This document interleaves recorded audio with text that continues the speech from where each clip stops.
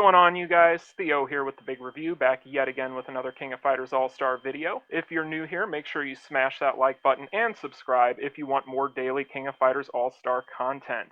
We have a very special video for you guys today as we are kicking off a brand new series focusing on the newest developments in the live PvP championship meta as we break down the latest tier list with none other than S4iNt, the founder of Omega Guild, who produces top-ranked championship players consistently. Saint, thanks for being on today. I appreciate it. How are you doing today? Yeah, hi Theo. Really happy that we got to collaborate on this, and thank you for the invitation. Yeah, so hi guys. I'm Saint. Some of you may know me as the founder of or guild master of Omega Guild. So Omega Guild is I think KOF AS' very first PvP focused guild, and everything we do is really about impacting the community for championships, not just producing players, but also you know sharing as much insight and value to the rest of the PvP community. Yeah, so if you want to check us out, you can find our Discord link in the description below. Yep. So yeah, Theo, thanks for the introduction.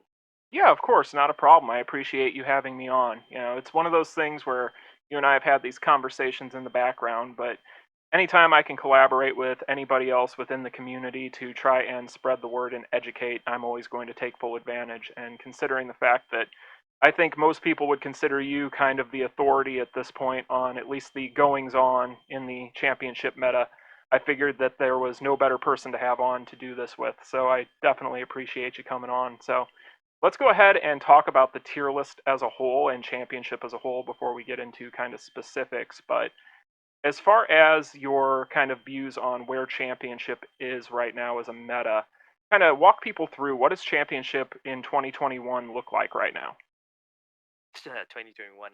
Well, it's funny that you mentioned that, but I'm probably just going to bring up the most talked about um, uh, topic in championships, right? Which is it's going to be Leia. So Everyone's favorite. now, yeah, everyone's favorite, of course.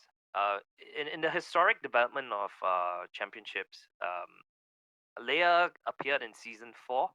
How I calculate the seasons, it's based off the the major maintenance that Netmarble actually does on its servers. So the latest season had I think a 3 week or 1 month break for championships going into maintenance, if I remember correctly. Hmm. And then post that maintenance, it's the start of season 4. That's where Leia appeared. So I think Leia's been around for maybe, I don't know, what, 4 months, 5 months, four. I think 4 months. About What 4 months. is Yeah, that I would correct, say so. Theo? Yeah, I would say about 4 months. Yeah. So I want to address Leia, and for those who don't know, Leia set is a 6-star battle card set, which enables your character to have a 30% chance to reset all its skills um, if it's successfully connected to hitting your opponent, basically. There's an internal cooldown of 45 seconds, and basically it's an extremely offensive card set, and it is the most powerful card set for PvP championships today. Now, the reason why it's a common topic, it's because I think everyone's actually saying that it broke the PvP meta. It made things totally unbalanced, and it gave a shortcut to whales who may want to catch up and and focus on equipment instead of fundamentals, aka fundamentals of the game, including how to execute and how to make decisions, how to apply knowledge, so on and so forth. Yeah. So now the reason why it's such a big taboo is because it kind of seems like everybody has 3 to 6 Leia sets right now, since it's been 4 months.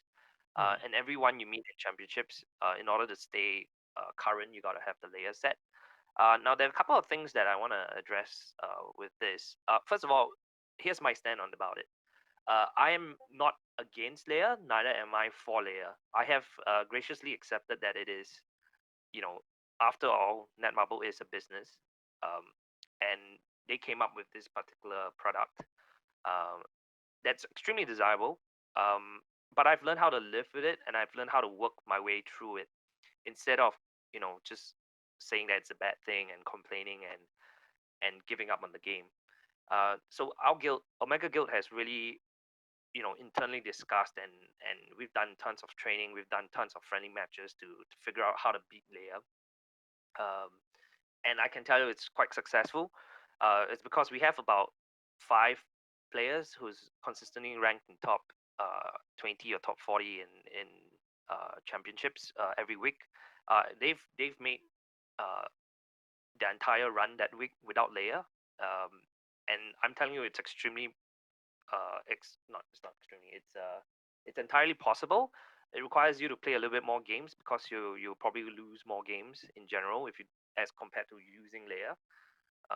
But if you have good fundamentals, like I mentioned, so instead of trying to complain about things you cannot change, I would highly recommend that you focus on things that you can change. In this case, picking up on certain skill sets and certain things that you can do in the match itself, in order to have to counterbalance the effects of Leia.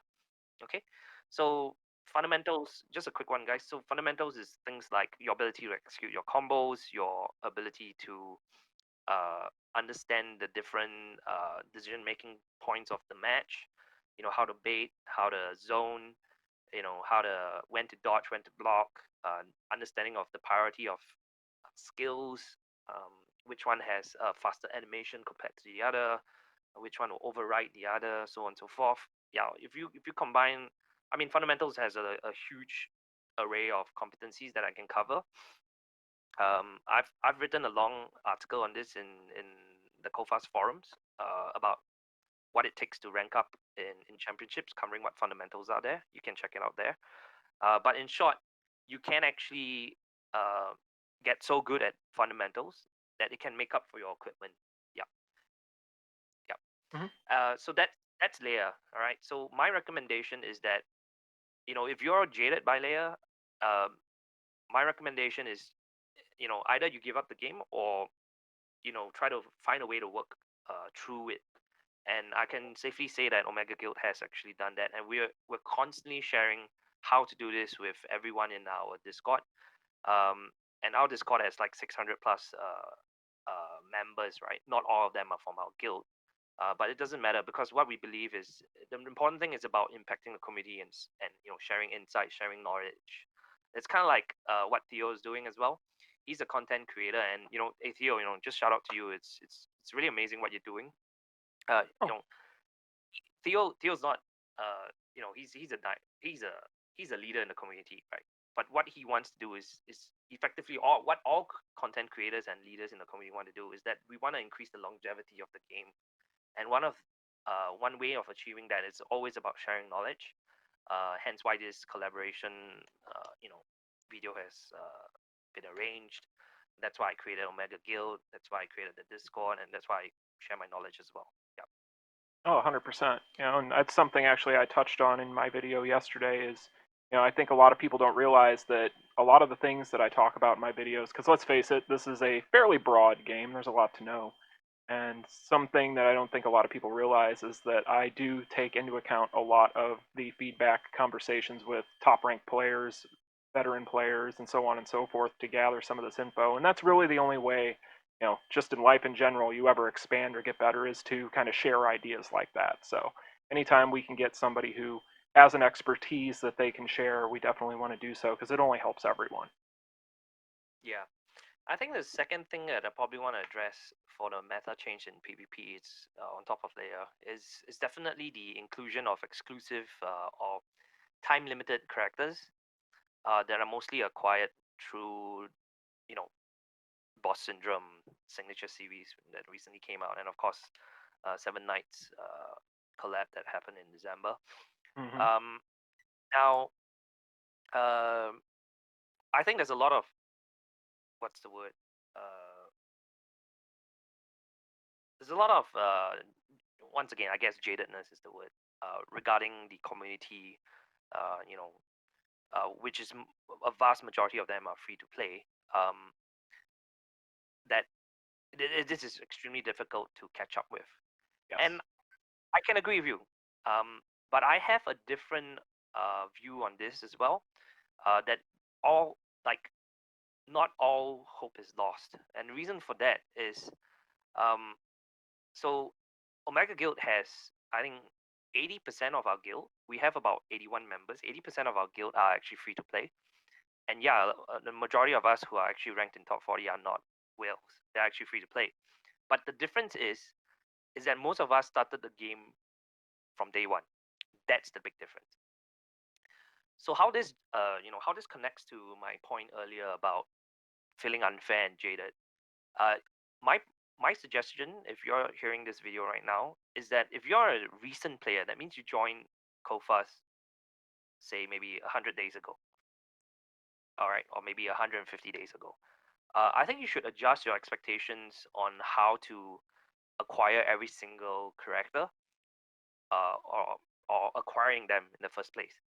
What I realized is that for those players who started on day one, which is in what when was this released again, Theo? 2019 October, is that correct? Or Yeah, I is that believe correct? it was right around there. Was when it had started. I remember. Well, actually, you know what? For global, I think it might have been just because I remember this vividly. I had started it around my birthday, which is around the end of July there. So I want to say it was actually closer to July that it started out, Yeah, I but I thought could it be was wrong. October because I think the first banner was like a Halloween banner. If I okay, you know what? Yeah, it's 2019 third quarter Yeah. basically. So um, the funny thing is, right? If you had started from day one, a lot of the free to play players have reached a point where the Ruby management. So the key solution to handling the whether or not you're jaded about having all these exclusive banners to deal with. The solution to this is understanding the economics of resources in um, KOFAs. If you started from day one, right, what would happen is that you've most likely acquired every single character already. So your option cost of acquiring newer characters or fresh ones are next to none because you've already acquired everything in the game. So that's the thing. So day one players, right, kind of have already they've already acquired everything. So every other ruby that they're saving, they're not using it to do anything else. So that's why it's quite easy for day one players or veterans of the games, especially if they focus on championships, to keep up the meta because um, in my opinion, Kofas is extremely generous with its rubies, and it's come to a point where the veteran players are actually able to stay free to play while maintaining the currency of the meta, especially in championships. So that's the insight I wanted to provide you guys. So on the flip side, right? So you then I guess the question to ask yourself, if hey, I only just started a game about 150 days ago or 100 days ago, right? How do I keep up the meta? So my point here being is actually you probably won't be able to keep up the meta unless you spend money. Uh, but if you're patient, I think about playing about 9 months to 10 months, and with really good Ruby management, you should be able to acquire everything in the game, and then slowly build a huge pool or capital of rubies. I can give you a good example. I think uh, okay, we have a famous free to play player in our guild called Akash. Uh, he's from Asia too, and I believe that since Seven Nights ended, he saved about 60,000 or 70,000 rubies, uh, all the way to when the signature series came out. Yeah. Hmm. Uh, now, how did he manage to do that? It's really a matter of understanding, like I mentioned, that he's already put for everything. So everything he's just saving for the exclusive time banners and as well as collabs. Okay. If there's a new character that comes up in say the United banner, so here's a tip, guys. Um, I wouldn't put it straight up. Um, the discipline of pulling on the United banner really comes from the fact that you need to understand that uh, you don't want to snipe for one particular character because it's going to cost you a lot of rubies. What you really want to do, if you understand the joint probability. Sorry, is it joint probability and understanding how complement rule of probability works. If you snipe for characters, you're probably gonna use about 20,000 rubies to have a decent chance at getting it. Everything else is a gamble. So, and that's sniping for one character, right? So what I recommend is you shotgun for characters, which means I'll just tell you my story. So I think recently Elizabeth, in the last 2 months, Elizabeth came out, Mian came out, I Yes, think, sir. Yep. and was there another one?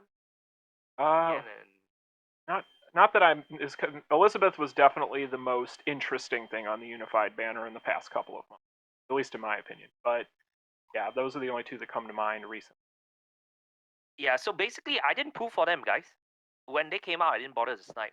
So what I did is I just left them around, like in the United banner, and then uh, so the key thing is that the game gives you tokens, silver tokens, gold tokens, um, and you can also earn those tokens by playing, I think, Epic Quest. And there are many sources of pulling on the United banner and like tickets, especially that you don't need to use your rubies. So my recommendation is never use rubies on the United banner unless you just started the game, where you actually need those characters to run through PVE content. But once you're, maybe 100 days or 150 days into the game, I recommend that you only pull on the United banner if you have two or more characters that you are looking to get that you have not acquired. Okay, and here's the thing: you don't want to focus on getting memories for them. What you want to do is for PVE content, whatever character you've already gotten your memories for, focus on that. You don't need to max out memories for every single character that comes out. Um, it's because it's going to be too costly and unfair. So the key and the key thing to manage is the amount of rubies, right? And for practical use of whatever you acquire. So I'll just share with you. So I completed my RHD like I don't know 4 months, 5 months ago, uh, and I used like gold characters. I used uh, like tier 5 or 6 characters. I remember using what's this character? Uh, Lolly Lolly Clone Zero. You know, not popular characters at all. I used what I actually used Orochi Leona before she was buffed. So I used all these characters, right? Because I just happened to pull, or not pull, to get their memories for free because there's so many tickets available nowadays and so many tokens. So when I do the RHD, I kind of use what's the bare minimum, and I don't pull specifically just to complete RHD, right? So it's like decisions like that, wise decisions on knowing how to manage your rubies. It's probably going to help you address the issue of, how do I keep up with the time release banners, time limited banners? How do I keep up the meta, so on and so forth? Um, yeah. Um, so that's how my guild does it. And we share this very openly in our own private chat, a huge private chat where 81 of us are at, and we are always, you know, helping each other make sure that the ruby management is really the key, and how do we keep up the meta, um, despite being free to play. Yeah, so that's probably the two biggest things I've noticed championships topics that are about, or rather the most complaints coming from. Theo, is there anything on your end that you've seen that the committee discuss with regards to championships, other than Leia and the fact that it's really tough to keep up with the time limited banners? So really, when it comes to what you had just said, playing off of that, one big thing that I think that you had touched on there really is with the unified banner. A lot of people, there's this strange kind of thought process that no matter what place you are in the game, whether you just started today or you started a year and a half ago or whatever the case may be, that you should never ever touch the unified banner. And I do agree, definitely don't spend your rubies for the most part there. But if you're a new player, you had touched on it, it can be very tough, and you actually have tons of rubies in the game locked until you can actually get some of those characters on the unified banner. So it almost pays you to do so in some capacity. Definitely don't want to go overboard. You always want to have a limit, but I think that that's one big thing that I've heard a lot is You either have people, it's one extreme or the other. It's never pull on the unified banner or pull on the unified banner. And I think there's kind of a healthy medium there that you had touched on and broken down very well. So Yeah, it's really so the key metric to take note of is when you started the game, how many days ago. I think that's the way you should discern your judgment and make decisions accordingly. It's like, I mean, it's like life, right? Uh, how do you manage your own wealth? How do you manage capital? How do you run a business? Um, you can see KOF as like a mini business, really, and you have actual resources that you want to achieve objectives with. How do you best use the resources? So these are good. I mean, these are good skills to pick up on. I know it sounds funny picking up a skill in a computer game or a mobile game, but in everything we learn, right? Yeah. of course. And I think the big moral of the story here is make sure you save your purple dust and get those tokens in your exchange shop every day. Because Oh that's yeah. Speaking of that, I actually okay, guys. So I know this sounds crazy, but I don't save my uh what do when you break when you break a limit, you have purple. What do you call those things? the purple dust that you use to get the tokens. Is that what you're talking about? No, no, no. I'm talking before you get the purple dust, you can actually sell them to get purple dust. Oh, the souls? Yeah. Souls. There we go. So purple souls, right? Fast specific purple souls. I actually sell them when I get them. I don't keep them at all. Good man. So people like them because they use them to limit break, right?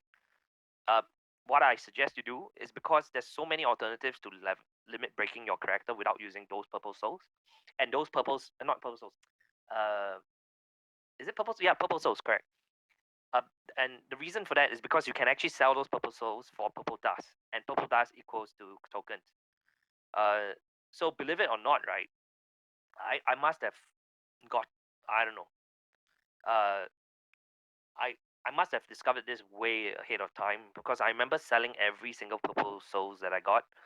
Because there's so many alternatives like the element colors souls and the fast souls or the AS souls, The purple ones. rainbow souls, all that stuff. Yeah, there's so many available, and you really don't need to waste your character specific purple souls. You should just sell them off for purple dust.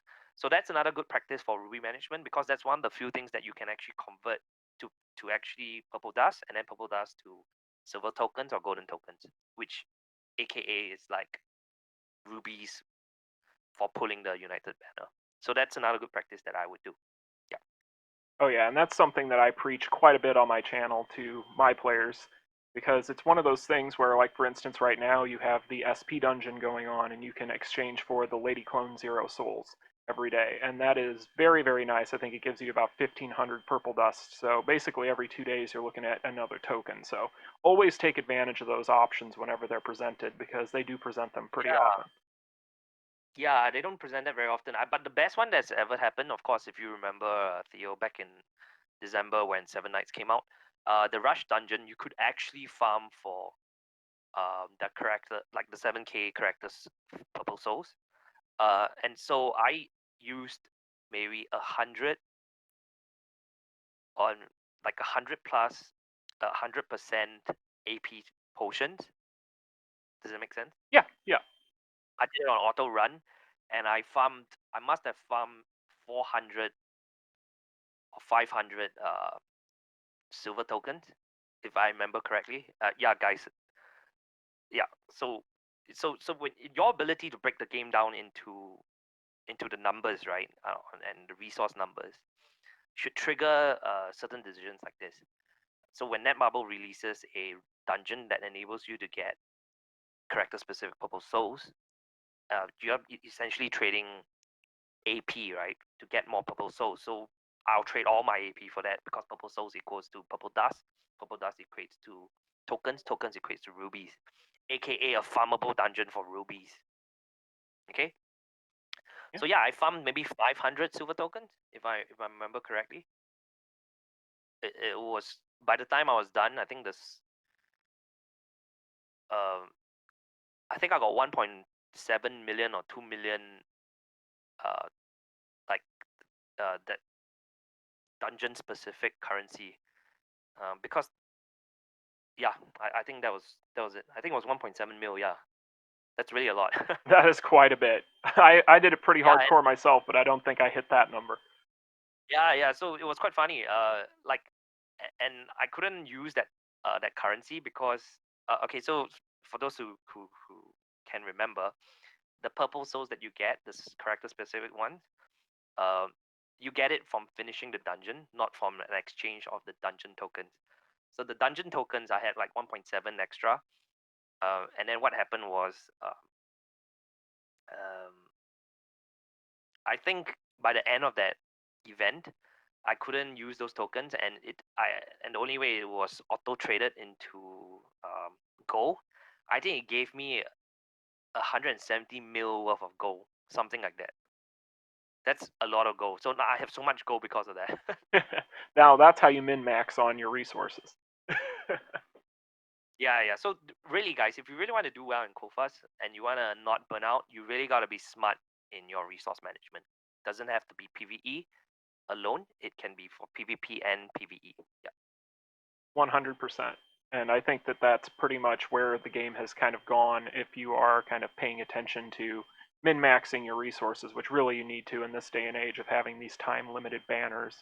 But Yep. so, kind of before we get into, unless there's anything you would like to add to that, before we kind of get into talking about some of these characters on the tier list specifically, I know that there are quite a few players that are probably listening in that have, or at least familiar with your tier list, but they will be seeing two tier lists in front of them here. Can you kind of break down the differences and what goes into setting these tier lists up?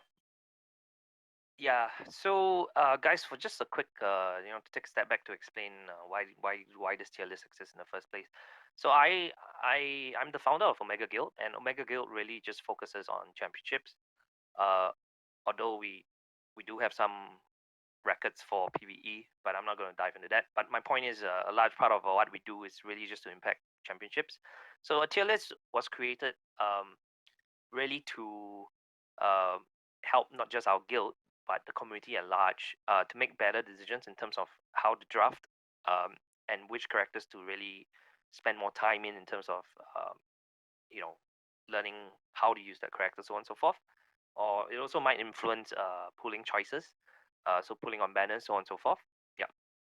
um, so this two tier list that I have. It's really just specifically for championships. It's not for PVE. So if you want PVE tier lists, you really have to look at. Uh, I think you can find it in the forums. Yeah, yeah. So so there are two tier lists. On the left you have the 3v3 tier list, and on the right you have the 1v1 tier list. Now, if you want to understand the difference between the two, I wrote down the assumptions. You can see at the top half of each of the tier lists. Basically, in short, for the 3v3 tier list, it's for it's for the entire best of three, sorry, best of five format in championships, which means how effective is drafting one of these characters, assuming that they get drafted in a six draft. The probability, it takes in consideration the probability of them getting banned. It also takes in consideration how effective they will be across the entire match. All right. So the 1v1 is different. The 1v1 is um, just for the first round of the championship match. It is not for uh, the entire match itself, which means best of five. Uh, so it has the assumption where both characters start with 100% health and with no PG advantage. All right. Now, the reason why there's two different tier lists is quite simple, because in a 3v3 setting and a 1v1 setting, right, it's an entirely different consideration. Some characters might do better in a 1v1, but they won't do well in a 3v3. Reason for that is, they're good at dishing out damage, but they don't have any survivability. Um, they have anti-sweeping skills, or and some don't have anti-sweeping skills. And what sweeping is so let me give you an example of a classic sweeper. Gonitz is a sweeper. Sweepers are defined by characters who have very high PG gain. They can quickly reach their 3 PG and then kill you on the first round, and then bring PG to the next round, and then do the same all the way and then sweep all your 3 characters. All right, so that's sweeper. So sweepers tend to be ranked very high on 1v1, but not as high on 3v3. Anti-sweepers will rank quite high on 3v3, but not as high on 1v1. So anti-sweepers are characters that can stop sweepers in the event where a sweeper wins the first round. You meet an anti-sweeper on the second round, the anti-sweeper stops the sweeper.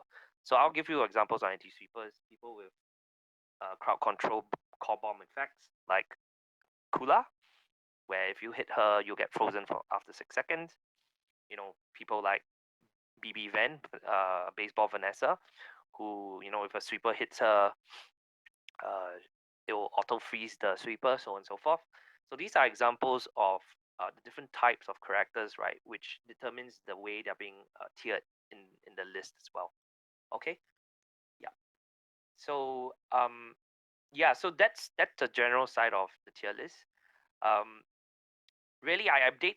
So yeah, if you want to find this tier list, you can find it in our guild Discord, and I think I shared at the start of this video that link is available in the description below. So I publish this quite consistently. The moment there's a new batch or new wave of characters coming in, I'll be publishing it the week it comes out. And I'm planning to do this till I retire from the game, or if the game retires itself. So yeah, so happy to, you know, if you drop by, happy to have a chat with you about it. Yeah. So yeah, so in short, this tier list is divided into 12.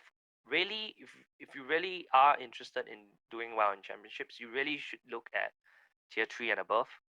Tier 4 is kind of not so relevant anymore.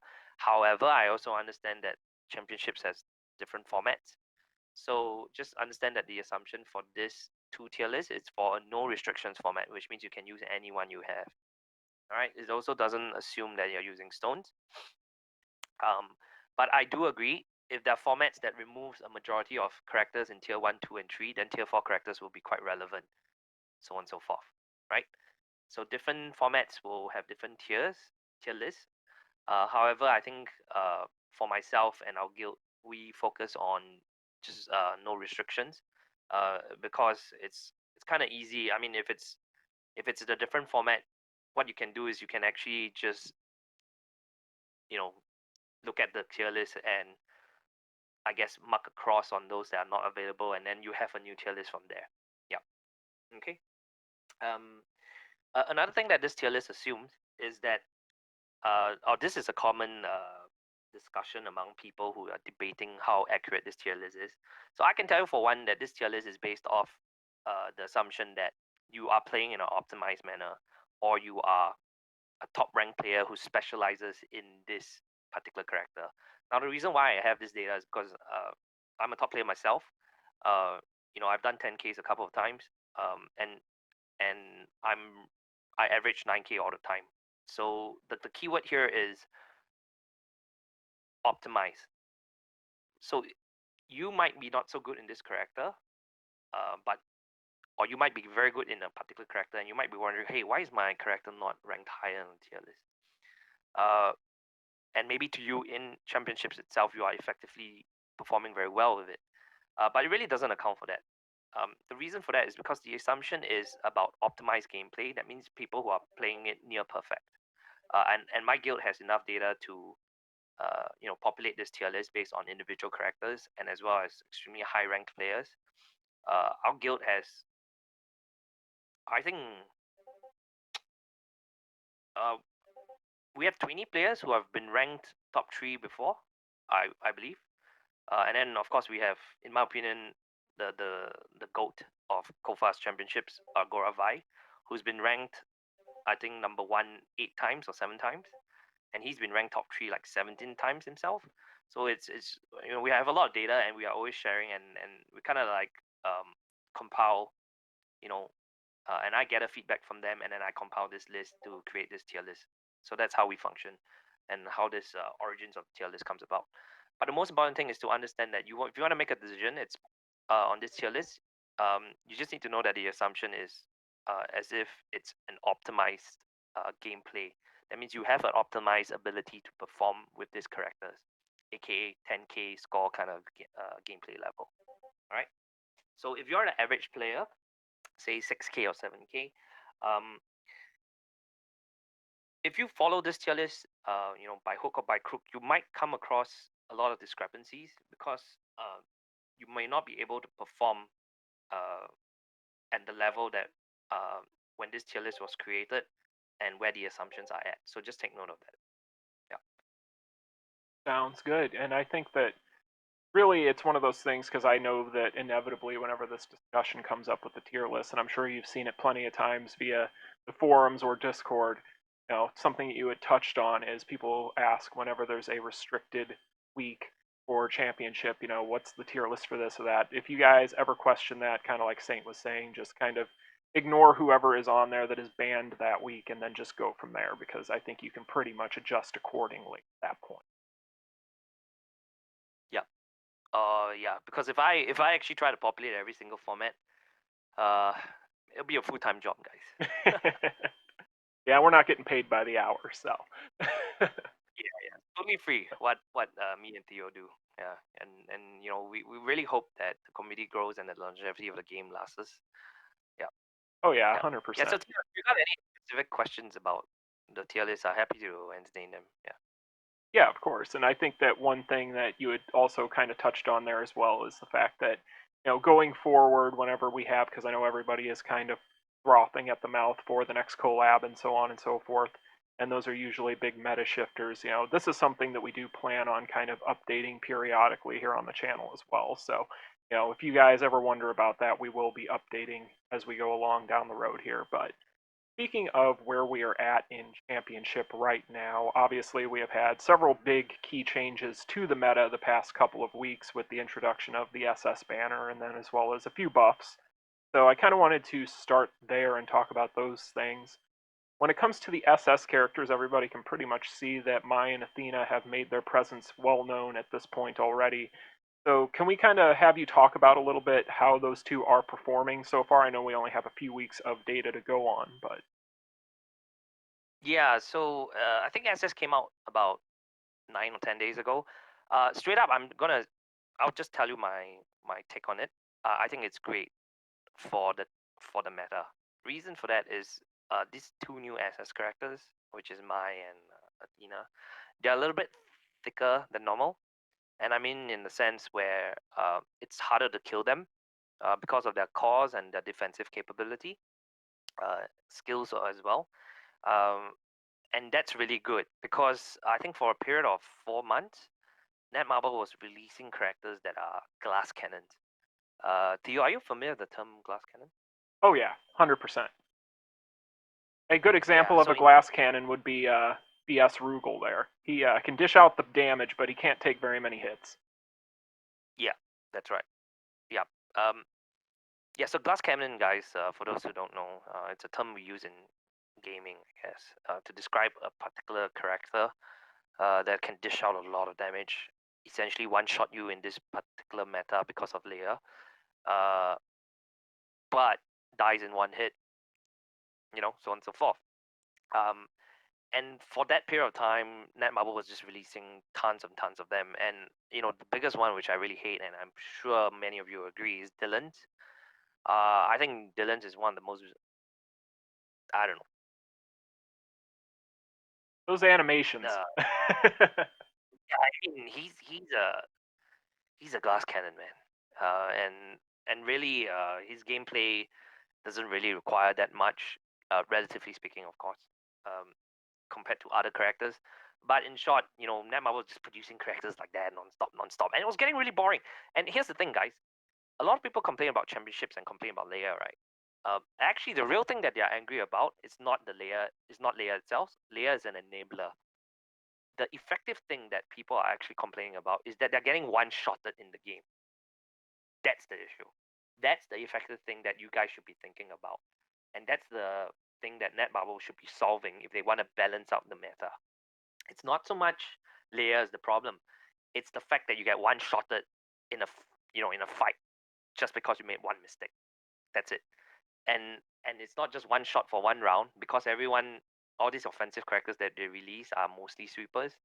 And then what they'll do is you'll do one mistake in round one and then you lose the next two, right?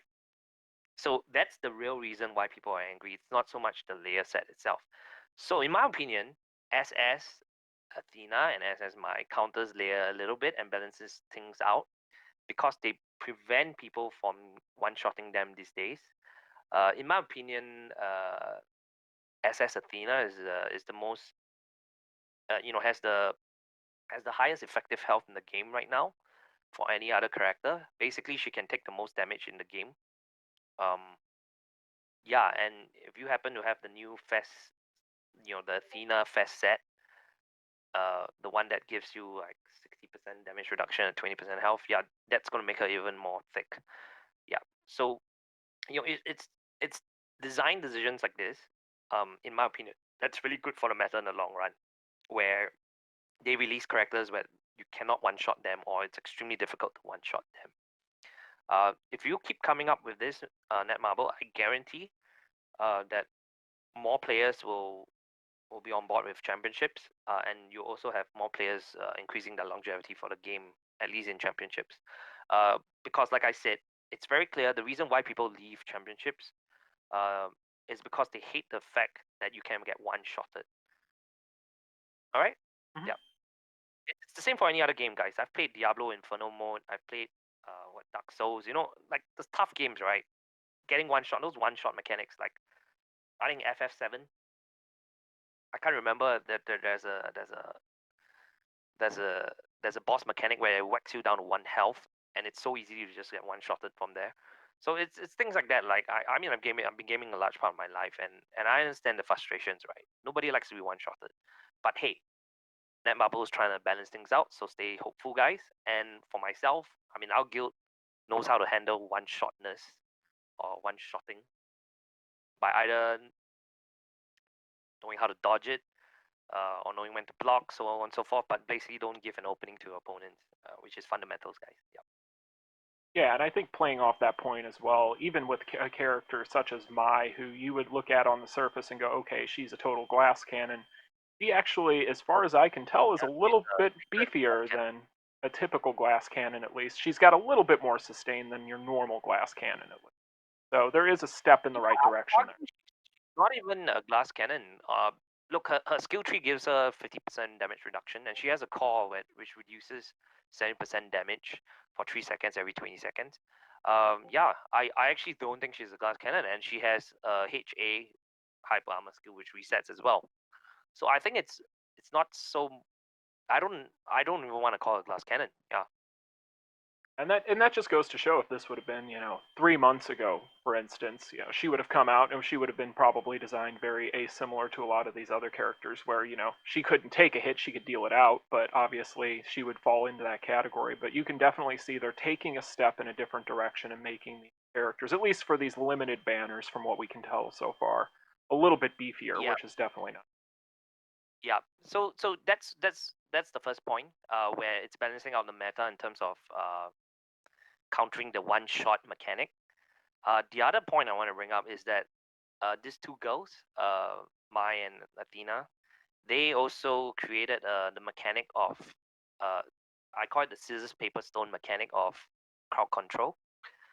So in the past meta, prior to their entrance, freeze was the most freeze crowd control, aka Goro, aka Janet, aka BB Van, aka who's another freezer? Got your Kula in Kula. there. There we go. Yeah. So what happens? What happened after the SS character release is that they created a mechanic where in the drafting phase and the banning picks of the game, which by the way determines, in my opinion, 30 or 40% of your outcome of a match, which means who you draft in your 6 draft lineup, who you ban, and your pick order as well. So that's fundamental skills once again, guys. I highly recommend that you focus on getting good at that. Um, they created a scissors paper stone effects where you can go all petrify or you can go all freeze or you go all stun, and then you just ban the anti-stunners, anti-freezers, and the anti-petrifiers, so on and so forth.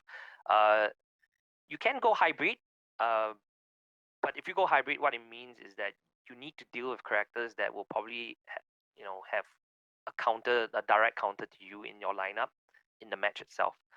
So yeah, just take note that it really created uh, diversity in terms of who to pick and who to choose and who to draft. In the past, it really was most of the time just pick the freezers. It was getting a bit annoying. And I'm a seasoned user of Kula. I've got like 600 wins with her with 200 losses or something like that, or more maybe. But my point is, it really was getting a bit stale in terms of who you should be picking in your lineup based on the CC. So I'm really happy that Mai and Athena, when they came out, right, they had anti-freeze capabilities, and it kind of stopped the freeze meta.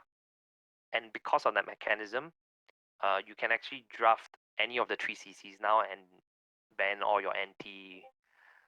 It's kind of like it's like a chess game, like opening moves. You know what I'm saying, guys?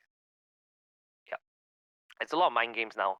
So you could have a situation where you ban you're using a full freeze lineup, so you ban an anti-freeze on the opponent's end, but your your opponent doesn't actually your opponent actually bans all your freeze characters.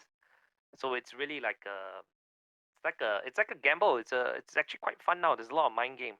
Yeah, I wouldn't call it a gamble. It's actually mind games.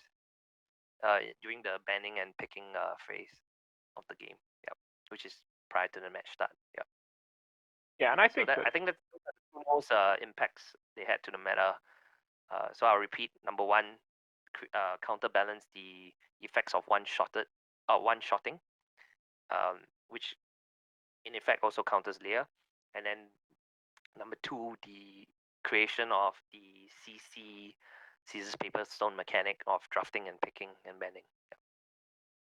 And I think that one thing that pretty much shows with the release of these two characters is, and I know a lot of people, tend to be very, as you might say, jaded or however you want to put it, when it comes to championship as a whole or even the game as a whole. But I think that really what you see with these SS characters too is they definitely have an eye in the direction of where the meta is currently, and they see these things.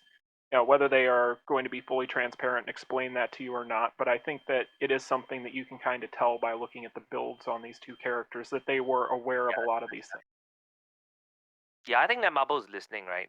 I mean, if you not Google, if you do a search on how people are complaining about Leia, it's really crazy.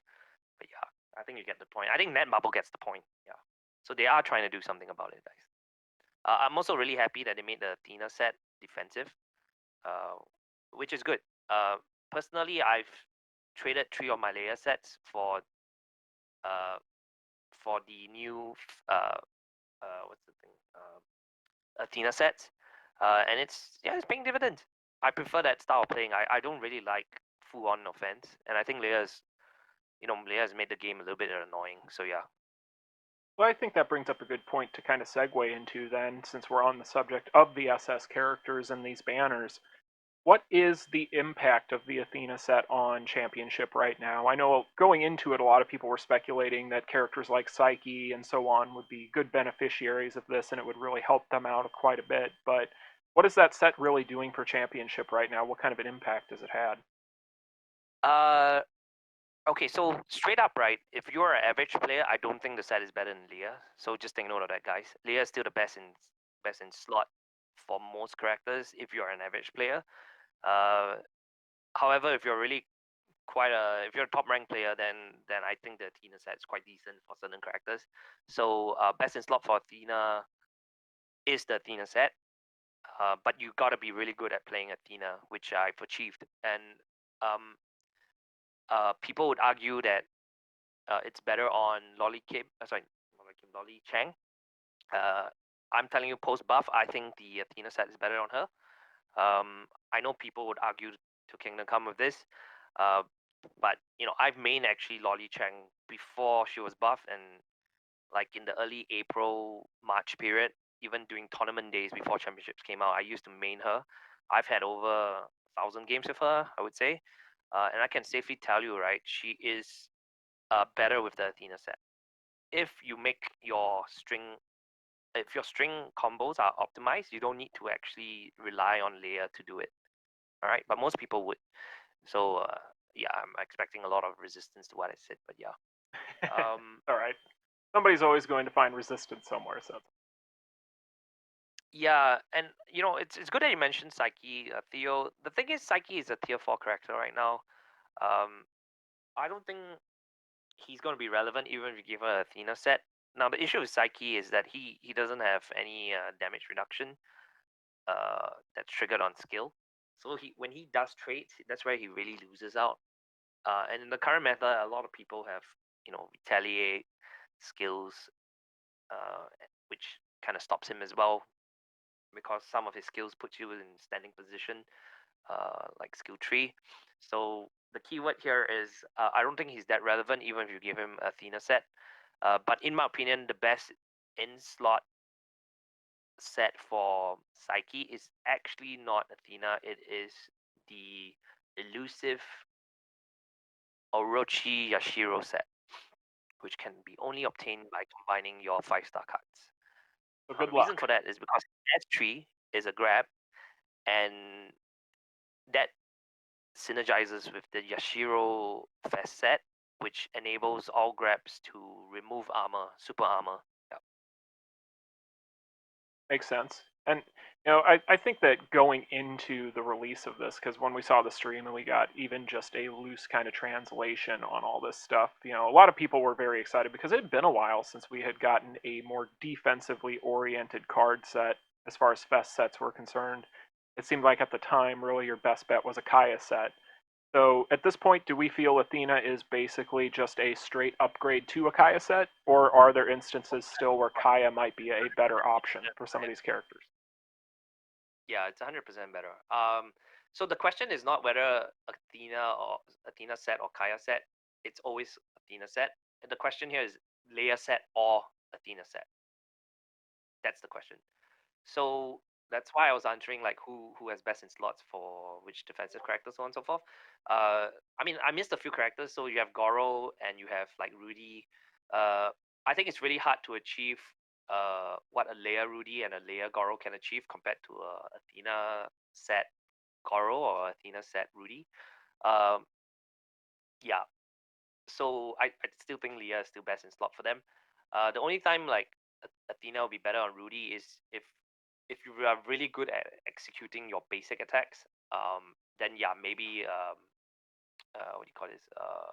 The Athena set might be having an edge over the Leia set from there. Yeah. Fair enough. And so, since we had kind of briefly spoken on it, I guess now we can kind of get into Little Miss Wally Chang here. So, you can correct me if Yeah. I'm wrong on this, but I feel like there has not been a bigger beneficiary of a buff after the fact of their release since Gonitz at this point, because she has definitely shot up the rankings. So, with Wally Chang, can you explain to people why she is so powerful now?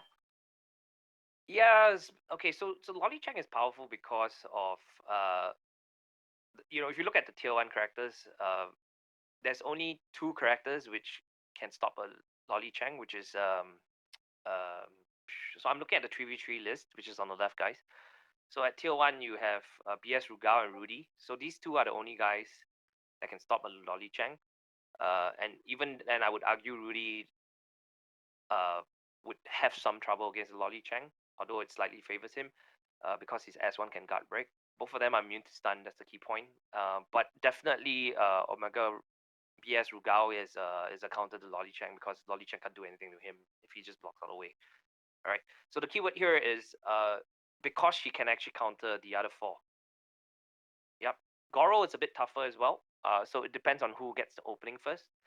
But without fail, Lolly Chang has advantage against BS Orochi, SS Mai, and SS Athena. So that's the reason why she's ranked quite high. Now, uh, the reason why she's not ranked higher is because she can't sweep. Whereas if you look at everyone in tier 1, they can sweep. So that's the difference. Okay. So really then with Wally Chang, I think that what and you can correct me if I'm wrong on this, but I feel like what probably really makes her the scariest is just the fact that you had talked about with freeze being a very good way to stop sweepers and so on and so forth. but she is basically just a walking stun stick, is she not? Yeah, but it still requires you to have some skill to actually catch your opponent. So just take note of that. So it's not like a an anti-sweeper, right? Like Kula, you don't need to you don't need to catch somebody because it's a core-driven freeze effect where if you hit her after 6 seconds, you're gonna get frozen. So that's the difference. But what makes Lolly Chang also higher up there is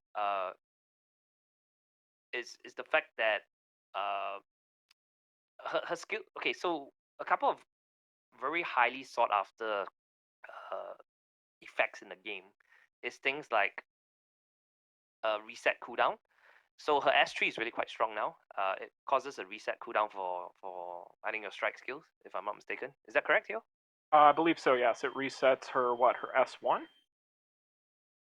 No, not the skill itself. It resets the cooldown of your opponent. Oh, gotcha, yeah, yeah. Yeah, now I'm following. Yeah, you're correct. Yeah, so things like this, guys. Because she has all this extra little perks, right? It makes her quite a force to be reckoned with. So if you have reset cooldowns on her, you can't retaliate against her if you get hit by S3, because your retaliate will be on cooldown, for example. So things like that. Like how characters are ranked in tier list is not just effective outcomes alone. It's also based on the fact that their skill sets have different attributes. So like a good skill would have the ability to knock a person up in the air as opposed to put them in standing position, which makes you vulnerable to a retaliate skill or a counter attack skill. Things like, do they have a knockdown effect? Means after you use that skill, can your opponent dodge while on the floor?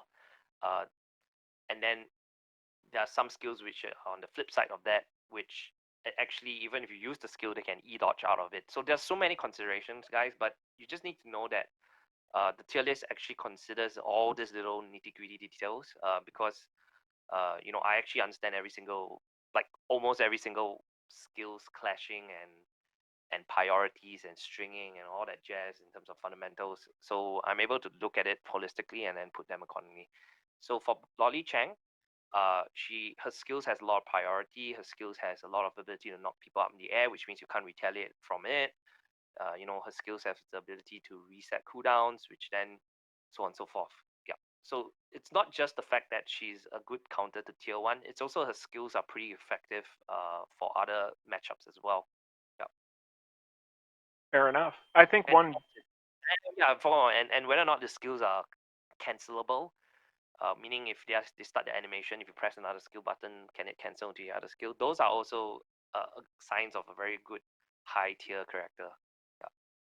Yeah, I had actually done a video breakdown for those of you who did not see it. I can leave a link in the description on that very fact, with her now being able to cancel through things on her skills very, very quickly. So that was something that was a very big boon to her, because really, and this is more so getting into PvE, but long animations, typically those can kind of be tough if you're stuck in those animations. So being that she can cancel those things now for the most part is very, very strong.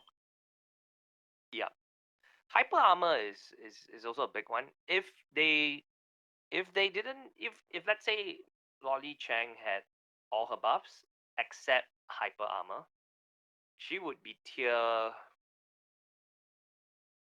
she'd still be in tier two, but I think she'll be closer towards the right. Maybe the right of karate. I'm looking at the 3v3 tier list, guys. But hyper armor is really highly sought after and valued. Yeah, compared to just super armor alone.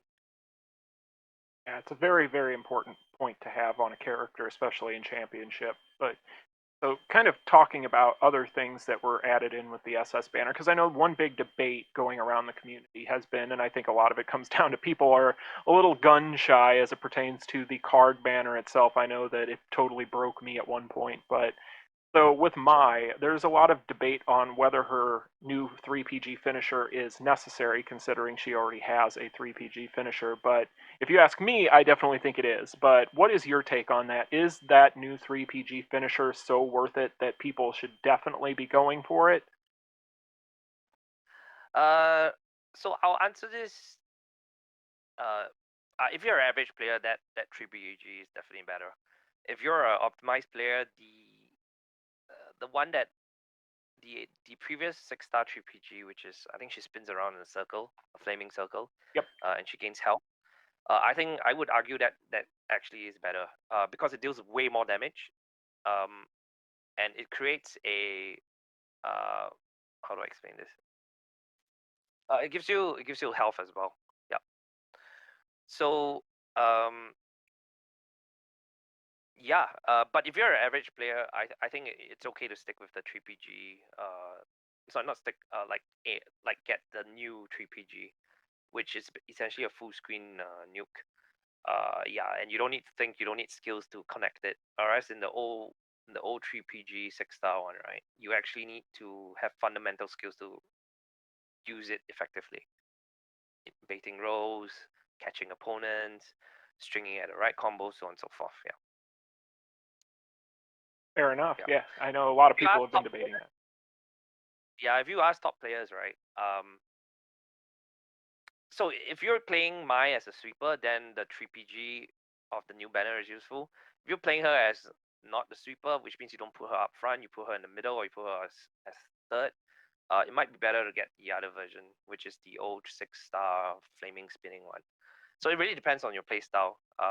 But yeah, I think all in all, the sweeping version, which is the full screen nuke, it's better for like you can't make a mistake with it. That's why.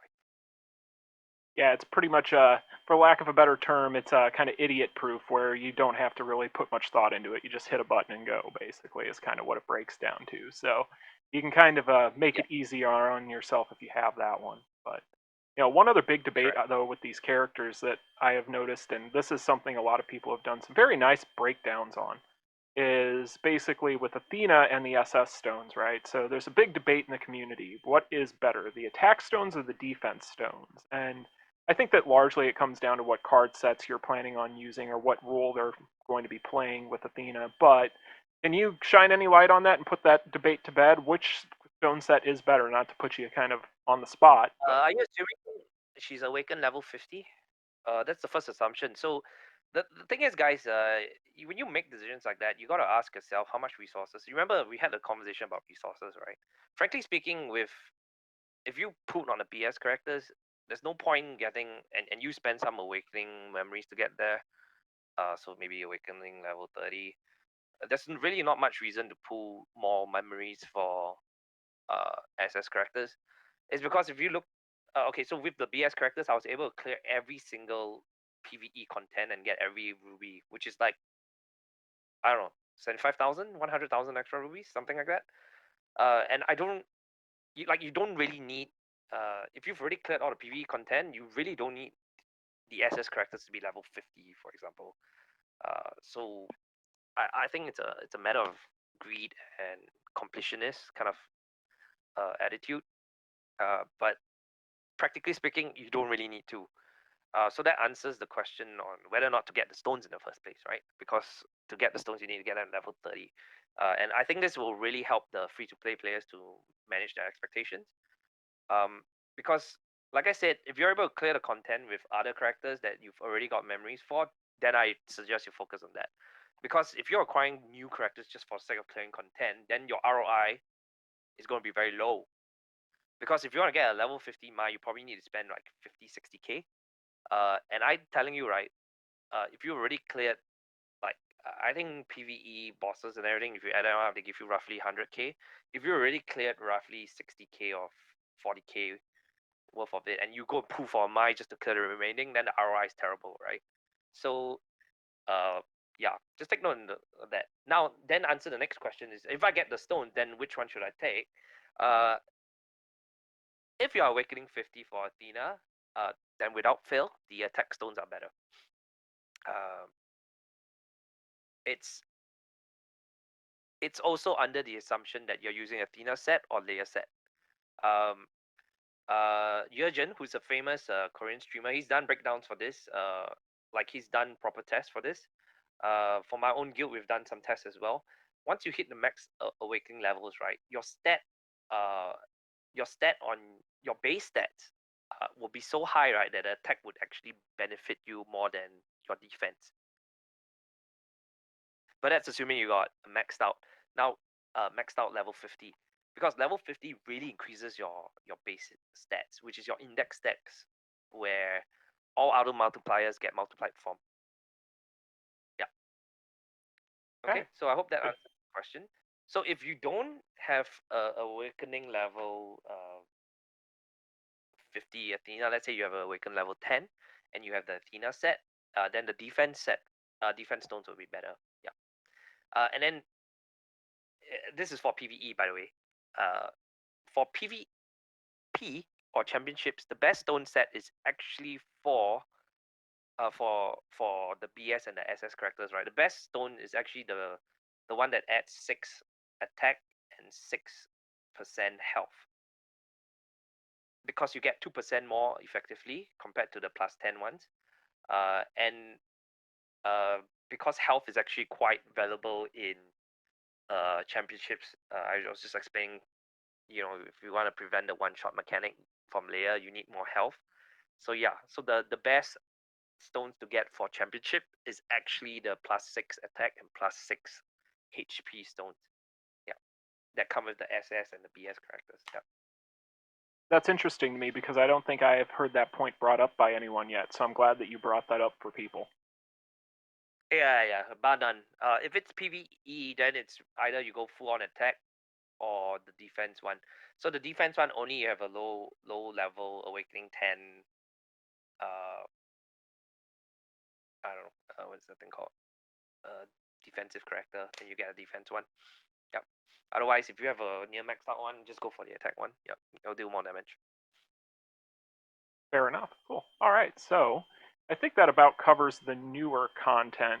But so with the current state of the game, then overall impact wise, because I know a lot of people, the inevitable comparison is going to be, Boss Syndrome versus SS, because that was kind of even going into the prelude to them being released, kind of a debate already, which I don't know that is really a fruitful debate to be having, but as of course everybody's always going to compare.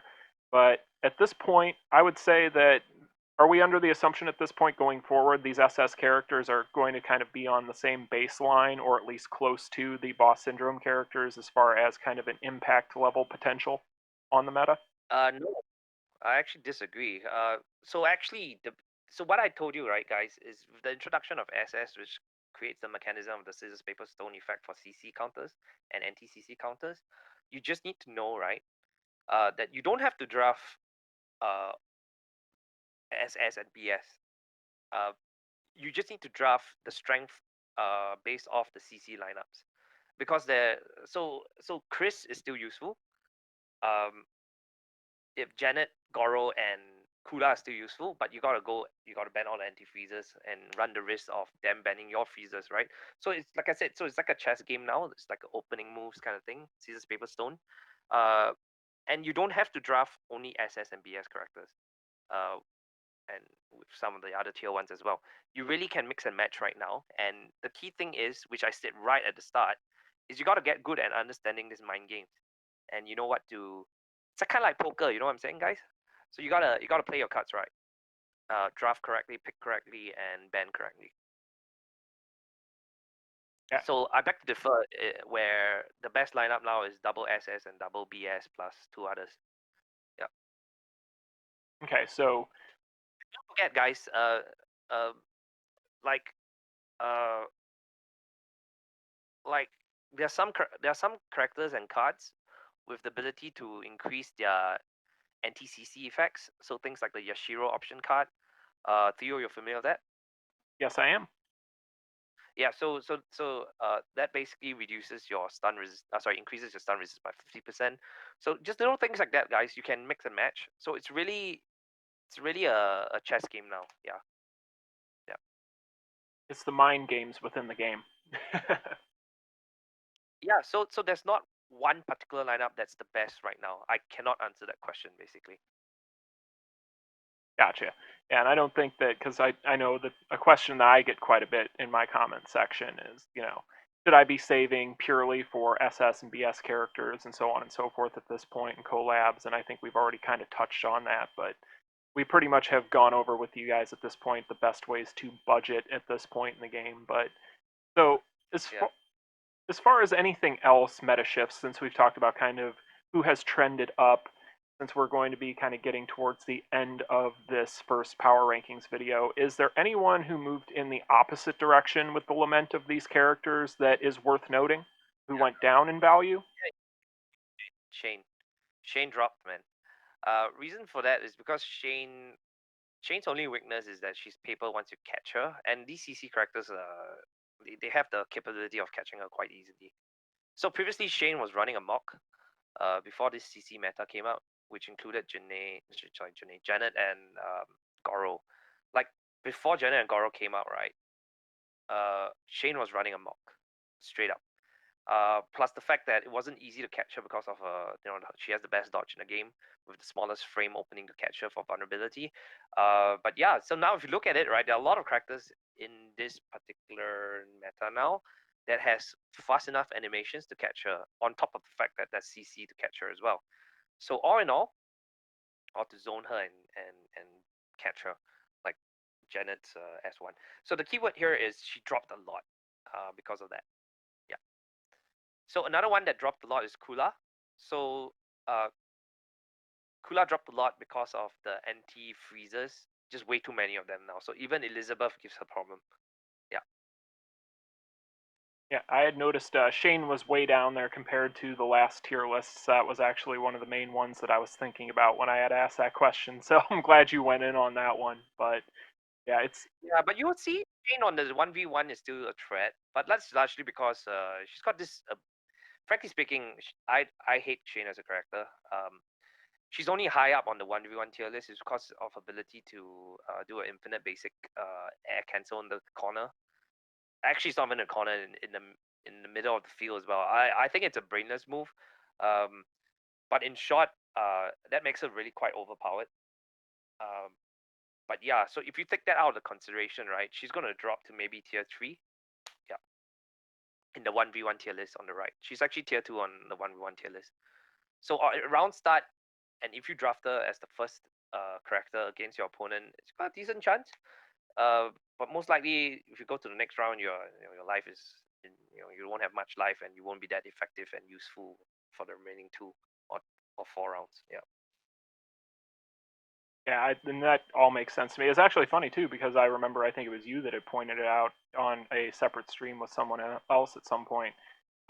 The infinites and so on and so forth. Correct me if I'm wrong, but I know she's way down there without getting way down into the tier list. But the Summer Shizuru was capable of that too, isn't she? The kind of infinite combo in the corner. Yeah, that's why she's on this list, guys. And I mean, for those who don't know, Control from our guild, from Omega Guild, he's made top 3 or top. I think he's made top 1 using her in his draft before, as in end of week ranking. Yeah, in championships. So don't mess with Control's Summer Chizuru. I mean, she has a what's the word? Control has a uh, he's in the Hall of Fame for using her. Yeah. So Omega Guild has a Hall of Fame for like top players, best in class of using a particular character within a specific server. Yeah. Yeah, it's still pretty crazy to me. I remember when you had pointed that out, and I would have never guessed. But hey, you know what? It pays to experiment and try to master some of these characters sometimes because you never know. You might end up at that point with somebody that you would never expected. But Yeah. You've seen the Hall of Fame that I did, right? Theo in the forum or uh, in my Discord. yeah, I have seen it. It was a little while ago that I looked at it, but I have seen it. I will try to, and all the links Bit of for all control. of Saints stuff will be in the description, guys. But Yeah, control is from NA, so he's in my opinion he's the best North American player. Yeah, NA1. NA2 the best is Zero, who by the way is an ex Evo player. I think he went to semifinals or quarterfinals. So yeah, I won't give away his name, but you can actually find him in YouTube playing against other Evo players in one of the fighting games that was featured in Evo. Yeah. So yeah, wow. our guild has some celebrity players. Yeah, we used to have a Mortal Kombat one as well. We used to play Evo for Mortal Kombat, but he retired from our guild because he stopped the game. Yeah. Hopefully, Leia wasn't a reason for that, but I know a lot of people bowed out due to Leia when she dropped. So, Yeah, it wasn't. but Actually, our guild, very few members dropped out because of Leia. We felt that it was a good challenge for us to figure out how to beat Leia. So it's kind of cool that says, yeah. So yeah, I think I mentioned our guild has actually had like 5 or 10 players ranked in top 40 end of week by doing non-layer runs. The best rank that we achieved was by Survivor from anyone. He got rank 3, 10,000 points without layer that week. Yeah. And that was like 2 weeks ago or just last week. I think I can't, one of them. Yeah. it just goes to show if you learn to adapt and put that energy from stewing on these things into trying to adapt and learn and get better and work around these things, it's doable. It just requires more Yeah, effort and it's a challenge. yeah, definitely. Frankly speaking, it's just like life, right? I mean, do you want to be the average person who complains about everything that's thrown in your direction that isn't to your favor, or you want to be that person who's the top 1%, who is able to figure out how to, you know, what's that, like, make lemon juice out of lemons being thrown at you, right? So, yeah. Oh, 100%. Now, and actually, well, not to get off the beaten path with it, but there was actually a philosopher who had said that, statistically speaking, the odds of you having a perfect day or a perfect time on any given day without something going wrong statistically is almost an impossibility. So, with the amount of possible things that could go on and the amount of things that could happen, you have to learn to adapt. And I think that that is very correct. In life in general, you have to learn to adapt. Otherwise, you're going to have problems. We'll put it that way. Yeah, yeah. And complaining isn't solution driven, guys. Complaining is just complaints, which vast majority of people do. But you don't want to be the vast majority, right? You want to be exceptional. So anyway, this is a professional hazard for me. I mean, in my profession, I'm taught things like that. I'm hired to figure out this kind of problems for billion-dollar companies. I do strategy consulting for those who do know, and for those who don't know, yeah. So strategy consulting really is about solving problems. It's really about understanding how to make the best decision for a company in terms of how to use their resources, which effectively I have put into this game, and hence why I run the guild using the skills that I've acquired from my profession. Yeah, and hopefully the community benefits. Yeah. Well, I think that you have definitely done more than your part for the community and continue to do so. But I feel like at this point in our conversation, is there anything else that you feel is a pressing matter going on in the meta right now, or do you feel like we can kind of segue away from the tier list? Yeah, it's your call, Theo. I mean, I'm enjoying the conversation. Yeah, is who's your favorite character on the tier list? I'll So, comment on your favorite character, the one that you use most or often. uh, So favorite not by feeling, favorite by frequency of usage.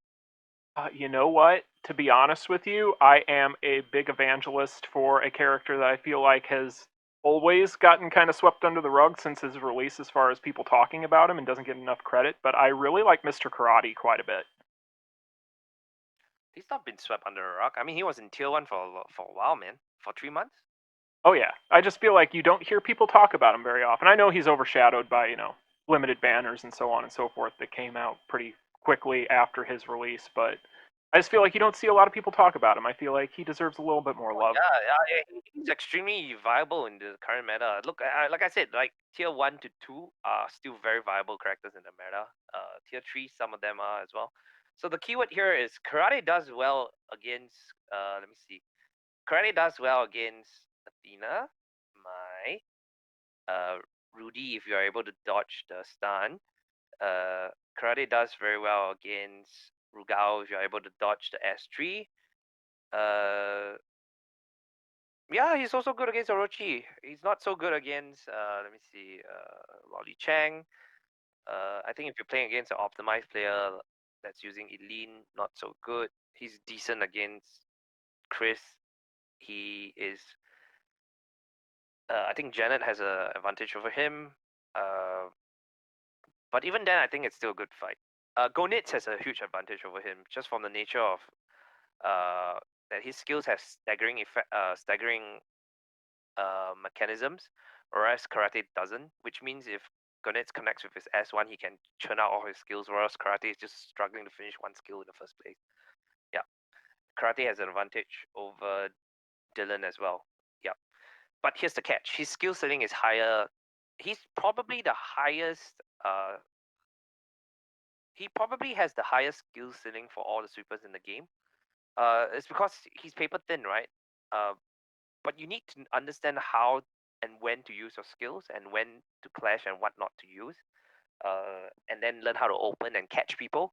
He's very catching dependent. So all three skills are decent for punishing a dodge. Yeah. Oh no, sorry, I take it back. Sorry, the highest skill ceiling is for a sweeping character. Let me see. No, sorry, I take it back. It's probably Eileen. My bad. Number two would be karate. Yeah. So karate is not swept under the rug. He's still quite relevant. In this week, right? He's actually quite strong this week. So Yurgen was using karate, this week, and the top players in Korea were using karate this week as well. But they're really skilled, right? So the issue here is you're an average player. You really got to get your competencies up to a level where karate is effective. Why he's swept under the rug is because people don't know how to catch him that well, uh, and don't know how to sustain his health because he's paper. So that's the whole issue. But like I said, because my understanding of tiering people and tiering the characters is based off optimized gameplay, I know how optimize karate play, so on and so forth. Yeah, I'd imagine that that would be kind of scary if you had somebody that was fully optimized with him, but I think that could probably be said for any of these characters in these top two tiers, but still, that's my personal Yeah, favorite. What about you? actually, tier three, optimized Vanessa is deadly, man. Really? Uh, yeah, extremely deadly. Uh, am I the best Vanessa in my server? I'm one of the best Vanessas in my server. Uh, uh, okay, so how do I explain this to you? So Vanessa is extremely strong still, guys. But the only issue with her is that she doesn't have any damage reduction. That's the only issue. So the reason why I don't draft her is that, like, she can win a lot of fights, but she can't sustain and add value in the later fights. That's the whole issue with her. Okay. I was not Yep. aware that she had still seen so much play, but that's good to know that she is still as relevant Yeah, as she I mean, is. she's still in tier two in the 1v1 tier list on the right, if you can see. In Mhm. fact, I tiered up better than Athena for 1v1. And yeah, I used Vanessa recently. Yeah, and I had a 3-1 ratio. 3-1 ratio win. 3-1 ratio in terms of rounds to deaths, something like that. Yeah. She's still strong, my friend. Extremely strong. Yeah. Well, that's And good. the cool part about it is if you optimize her string, she doesn't need Leia set as well. Which means she can just, if you get caught by her one time, and assuming you don't have any stun reduction, uh you'd be able to, not she, sorry. If you get caught by Vanessa and you don't have stun reduction, and if that's Vanessa is an optimized player, you'd and not using Leia, you'd be uh you'll be unable to escape from the combo. Yeah. So there's an optimized string in using Vanessa where even if she doesn't use Leia, you just can't escape from her string. Interesting. Okay. Yeah. So that actually, looking at it, I was kind of looking at it in the background while you were talking. I was trying to figure out. It looks like, as far as longevity goes, then in those top couple tiers, she's enjoyed some pretty nice longevity overall compared to some of these other characters. Correct. Because her kit is quite unique. There's no other character that, like, if you hit her with a super armor skill, you get frozen. She's the only one in the game that has that. Interesting. Yeah. She definitely. I don't know exactly when she Yeah, came out, but it was a while ago. So that's nice to know yeah, and that. the underrated skill that she has is S1, my friend. Her S1 makes her immune to all dot except for Starlight. Yeah, that is actually something I had not taken into account. That's actually really strong when you stop and you look at how many of these characters have dots that they can be dependent on. Yeah, I would call her the ultimate anti-sweeper as well. She totally stops Gonitz and Karate if they win the first round and you draft her in the second round. It's because they can't use their 3PG. if they use their 3PG or their default finisher, it's gonna freeze them as well. And not only that, she takes like 80% less damage. So yeah. Fantastic. Awesome. Well, is there anybody then, I guess, kind of on this? She is an anti-sweeper, but the reason why she's not talked about at all and she's not popular is because her skill ceiling is one of the highest in the game. You gotta play her really well for her to be effective. Take a lot of practice, I would assume, but it sounds like it'd be worth it. Yeah, catching. You gotta be good at catching. You gotta be good at timing. You gotta be good at stringing as well. And it's not easy to time her skills because you gotta hit them mid-flight as well, man. Those, So you can't binary just press all her skills. They don't connect well at all. those split-second decisions that can make or break a round, you know? Yeah, it's not just decisions. It's also the execution itself is extremely difficult to connect her skills, relatively speaking, of course. Okay. Is there anybody that you think then, kind of now that since we're on the topic of characters that had tumbled and characters that are enjoying longevity, is there a specific character in these top couple tiers that you feel like is on the cusp of potentially losing their spot at some point here very soon? Are they kind of dangling on the edge, or do you feel like this is kind of Yeah, cemented right now? Dylan's gonna drop out soon. I think Dylan's will drop out soon. I think Kula was the most recent one that dropped out because of the freeze meta. If you had to estimate who is gonna drop out, it's probably Wally Chang. I don't know. No, actually no. Sorry, Gonits and Karate. Yeah, my bad. Yeah, they'll probably drop out before Wally Chang. It's because they've got no resistance to CC whatsoever. Yeah. I think I also want to talk about Eileen. A lot of people don't know why she's ranked so high on my list. It's because if you guys see what a optimized Eileen player does, an optimized Eileen player is able to catch you, and she has the highest priority in the game because she removes buffs with her S1, right? But basically, really good Eileen players um, are able to stop any kind of permutation because she has a remove buff skill. She's the new Adele. And her skill ceiling is extremely high as well because you need to know how to catch. It's not easy to catch with her at all. And her skills don't connect well at all as well. So she is an extremely potent character, but you need to be an extremely potent user of her. Otherwise, the average player would rank her as tier 5 or 4 even. I could see that because I think that anybody who has, even in PvE, tried to connect her S3 at times, it can be a crapshoot, right? So I could definitely see that. Yeah, actually, Theo, since your favorite character is Karate, why don't you ask me more questions about Karate? Well, I'm doing it for you, bro. so with Mr. Karate, I feel like he's a character that on the surface a lot of people might look at the fact that he has so many full screen animations on his skills, and you can kind of, in some people's opinion, I feel like would think that you could just kind of throw skills out there and be able to connect very easily. But I feel like there's a lot more of a ceiling for his skill level with him, to where on the Correct. surface you might feel like, The highest sweepers, like I said. Yeah. so he's one of those characters that I feel like isn't a character that you can just willy-nilly spam things just for the sake of the fact that he has full screen advantage on his skills. It's more so he takes a lot of timing because is a glass cannon. If he gets caught, he's going to have a bad time. So Yeah, his skill animations, the reason for that is because his skill animations don't last long, although they hit very fast. So compared to Gonit's, his skill animation lasts longer, but they're not as fast. So those are considerations, and also the stagger effect on what's his name, Gonit's also creates a easier to clash scenario for gaining PG compared to Karate and other characters as well. But in short, you're right. Karate's the reason why it's tough is because his animation is very fast and it doesn't last long at all, which means they don't linger around with a hitbox trigger for them to get hit.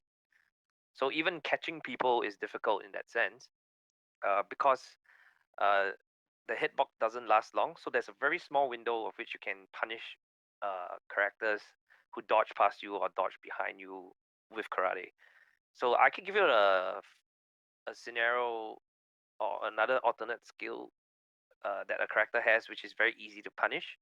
So Adele's S3 is one of the easiest skills to punish a dodge.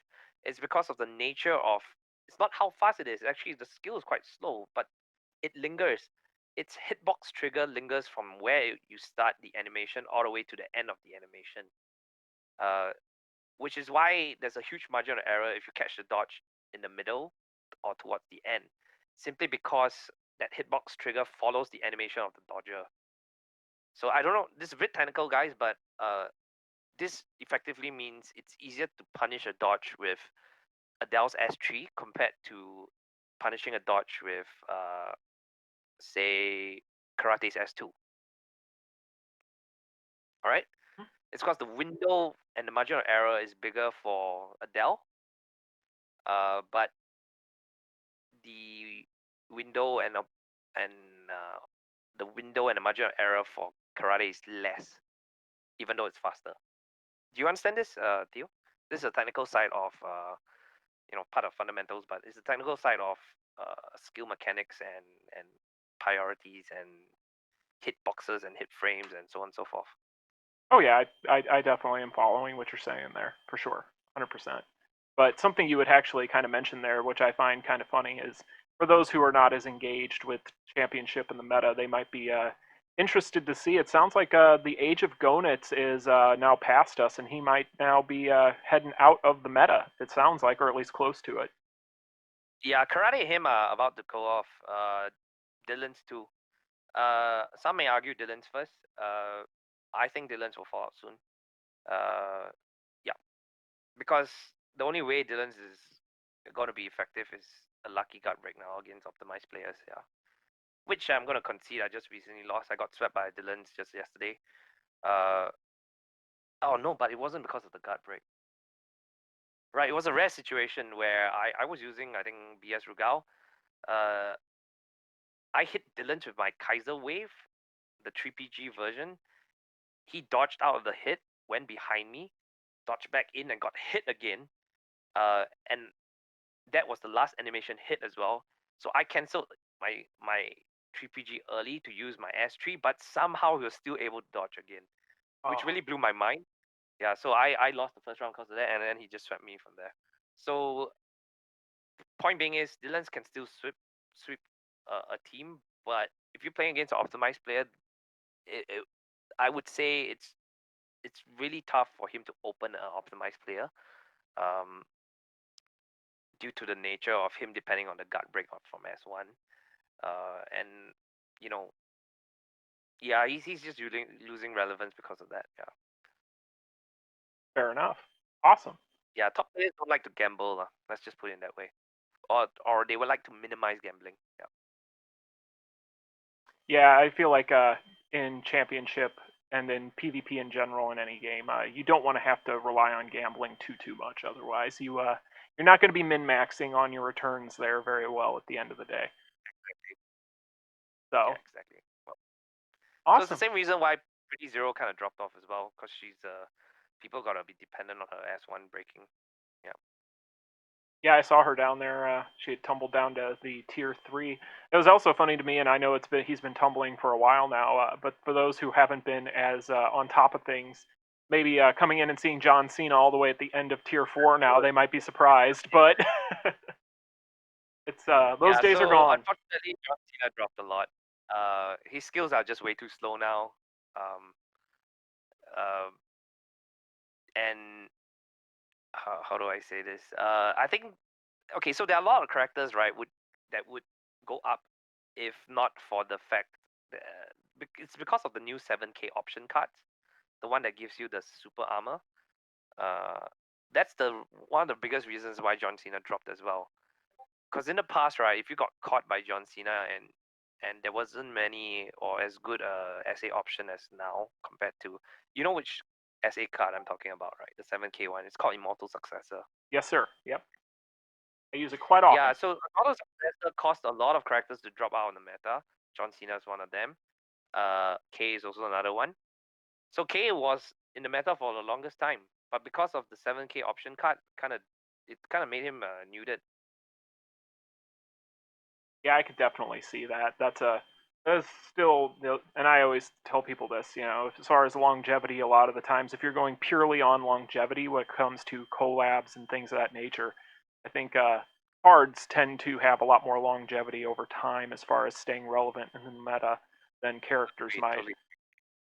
Yeah, I pull more for cards than characters for sure.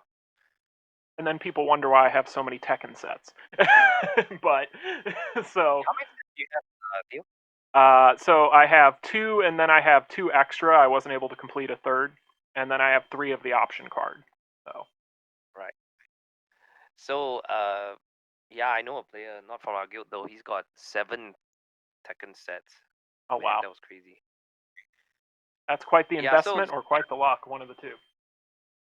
I think it was an investment. He was a whale that streamed.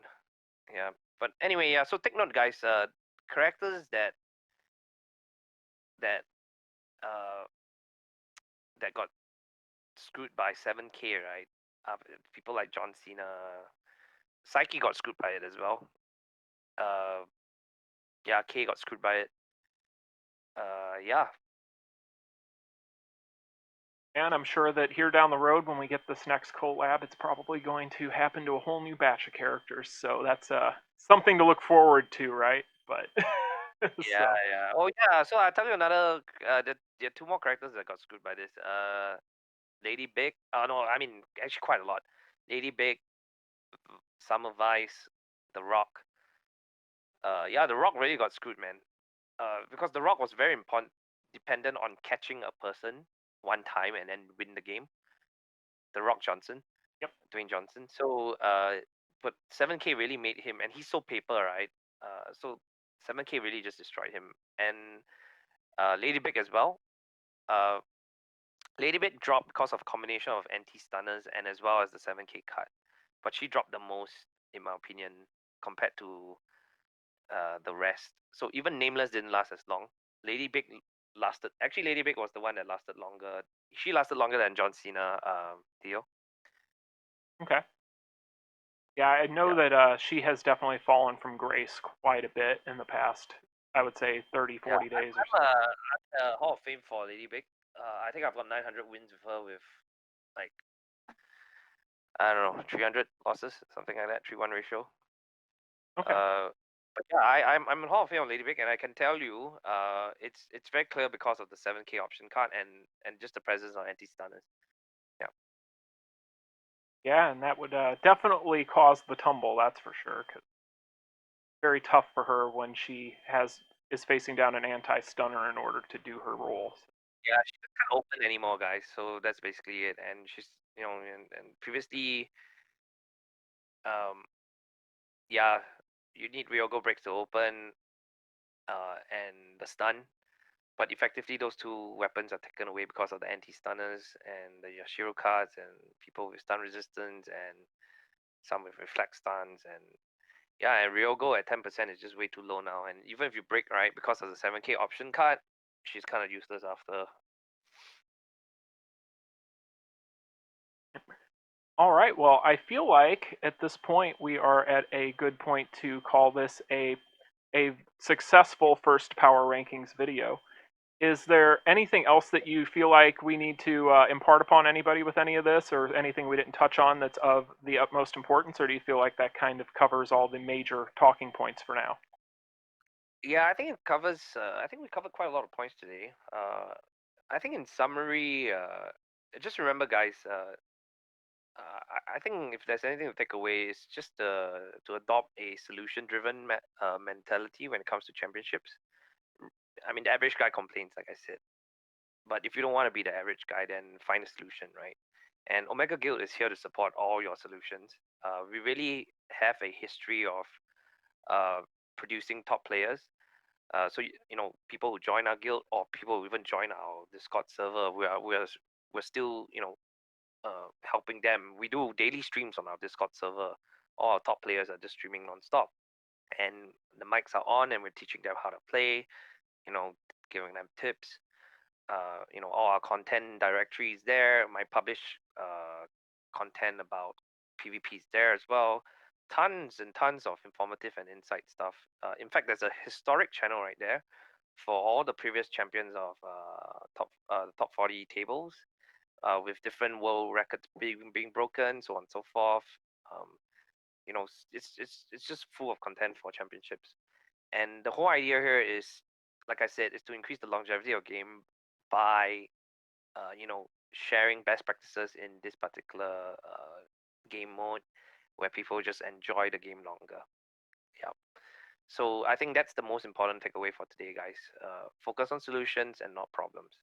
If you're always talking about problems, I guarantee you, man, that will affect your life. Oh yeah, 100%, 100%. I think that that's just a good rule to live by in general. So, but I feel like if anybody's going to take anything from this, maybe that is the most important thing, just because it might transcend the game itself. But so, Yeah, yeah, definitely. So, yeah, I think that's probably the thing that I would remind you guys to take away. Everything else we discussed today, you can just hit the replay button and go back. But it's more tactical, right? We're talking about like BS, SS drafts, counter picks, skill priorities, and all the other technicality stuff. I think those stuff are not as important as your mentality towards championships itself, or rather the game. Solution focus versus problem focus. Yeah, that's probably the thing I want to end with. okay, fair enough.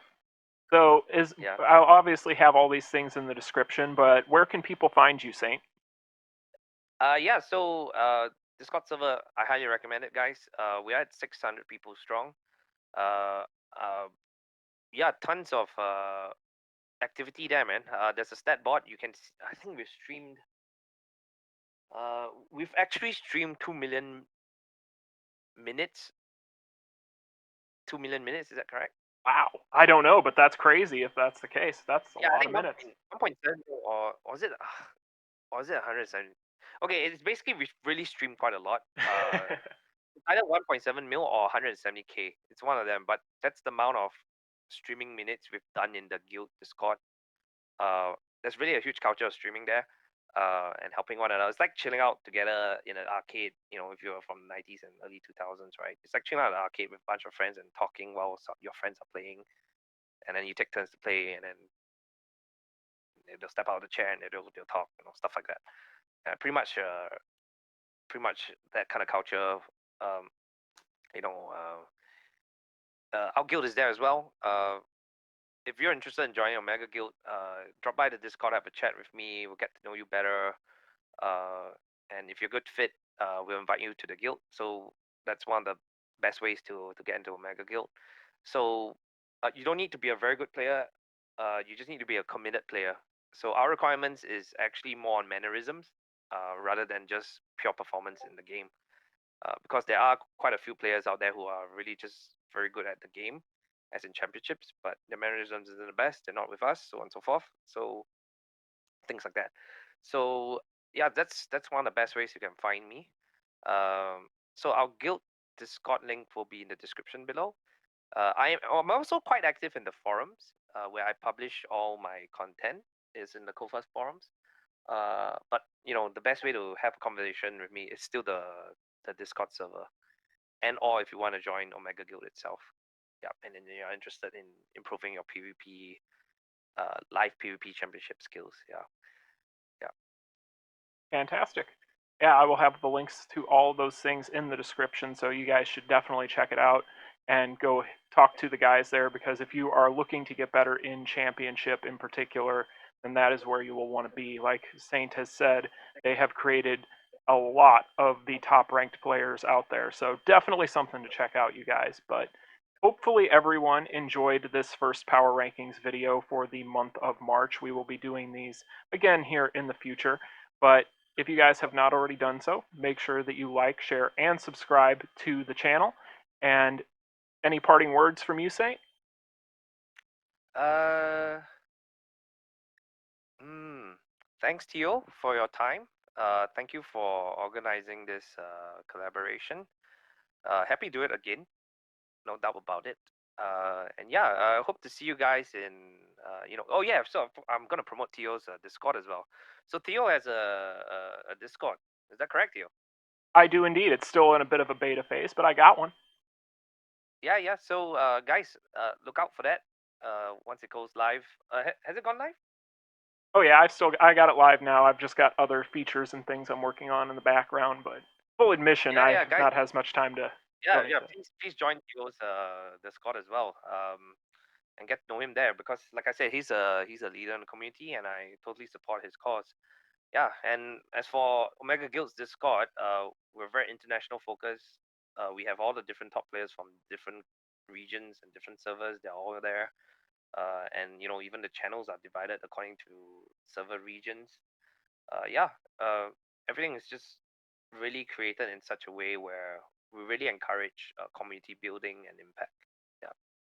Yep, because that is the only way any game will ever see longevity is when you go to those lengths and people trying to help each other. So, if you Yeah. guys need any parting words from me, be nice to your fellow new player, help them out, answer their questions, and it will go a Yeah, long and way. don't focus on problems, man.